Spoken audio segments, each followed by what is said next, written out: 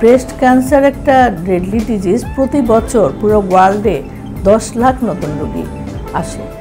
আমাদের দেশেও প্রায় 20 থেকে 22 হাজার নতুন রোগী ডায়াগনোসিস হয়।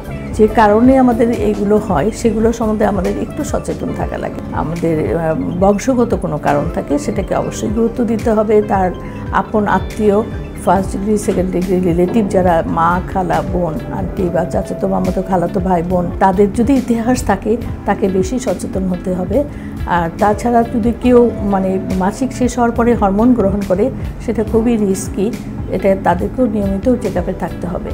আর তাছাড়া আমাদের যে দেখা যায় যে যারা হয়তো ফাস্টফুড বেশি গ্রহণ করে বা সবজি তার অ্যান্টিঅক্সিডেন্ট জাতীয় খাবারগুলো খায় না, অথবা তাদের বাচ্চাকে মাতৃদুগ্ধ পান করায় না, অথবা তার বেশি যদি সে আর্লি বিয়ে করে সংসার সন্তান তার ফ্যামিলি কমপ্লিট করে, সেটা ক্যান্সার রোগীদের জন্য প্রোটেক্টিভ। এবং যারা বেশি বয়সে বাচ্চা ধারণ করে সেটাও একটা রিস্ক। আর যদি কেউ সন্তানহীন থাকে তাদেরও রিস্কটা অনেক বেশি। Brought to you by Beacon Pharmaceuticals.